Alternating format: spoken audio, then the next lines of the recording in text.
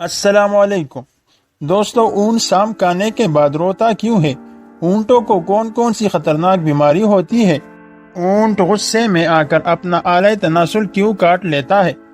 ان تمام سوالات کے جوابات دینے سے پہلے نئے آنے والے ساتھیوں سے درخواست ہے کہ ہمارے چینل کو سبسکرائب کر لیں۔ دوستو، اونٹوں کو ایک بیماری ہوتی ہے جس کا نام ہے حیام۔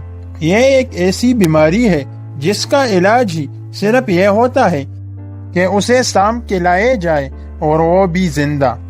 لیکن سام کا زہر اتنا زیادہ ہوتا ہے جس سے اس کی آنکھوں سے آنسو نکل جاتے ہیں۔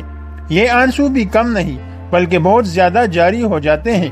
اس زہر کو کم کرنے کے لیے سانپوں کے مالک انہیں ڈھیر سارا پانی پلاتے ہیں، مگر یہ ان کی تکلیف ختم نہیں کر پاتے، اس لیے کافی عرصے تک آنسو نکلتے ہی رہتے ہیں۔ دوستو، اس کے علاوہ آپ کو یہ بھی بتاتا چلے کہ یہ آنسو بہت ہی قیمتی ہوتے ہیں، کیونکہ ان آنسوؤں کو سب سے پہلے چمڑے کی ایک تیلی میں جمع کرتے ہیں اور پھر یہ سام کے ڈسے ہوئے افراد کے لیے دوائی بنانے میں کام آتی ہے اور مختلف بیماریوں میں بھی کارآمد ہوتے ہیں۔ واضح رہے کہ اونٹ کئی برسوں سے انسان کی بے پناہ خدمت کرتا آ رہا ہے، جیسا کہ سامان اٹھانے، سواری کے لیے، اور دنیا بھر میں لوگ اونٹ کا گوشت شوق سے کھاتے ہیں۔ ناظرین کرام، ماہرین حیوانات کہتے ہیں کہ جس وقت اونٹ غصہ میں ہوتا ہے تو وہ کسی کی بھی پرواہ نہیں کرتا۔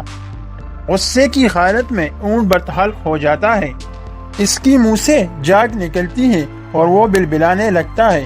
اونٹ غصے کی حالت میں چارہ کم کھاتا ہے۔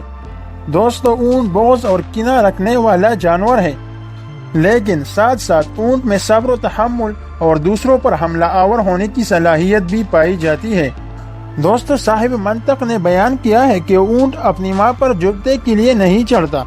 صاحب منطق نے اونٹ کی اس خصوصیت پر ایک واقعہ بھی نقل کیا ہے کہ گزشتہ زمانے میں ایک آدمی نے اونٹنی کو ایک کپڑے سے ڈھانپ کر اس کے نوجوان بچے کو اس پر چھوڑ دیا، تو وہ اونٹنی کا بچہ اپنی ماں پر جبتی کرنے کے لیے چڑھ گیا۔ جب اس کے بچے نے اپنی ماں کو پہچان لیا کہ یہی اس کی ماں ہے تو اس نے اپنے ذکر یعنی آلہ تناسل کو کاٹ لیا۔ پھر وہ نوجوان اونٹ اس آدمی سے بغض رکھنے لگا، یہاں تک کہ اس نوجوان اونٹ نے اس آدمی کو مار ڈالا۔ پھر اس نوجوان اونٹ نے اپنے آپ کو بھی ہلاک کر دیا۔ تو دوستو، آپ کو ہماری آج کی یہ ویڈیو کیسی لگی؟ ویڈیو پسند آنے کی صورت میں ویڈیو کو لائک، کمنٹ اور شیئر ضرور کیجیے گا۔ ملتے ہیں اگلی ویڈیو میں۔ اللہ حافظ۔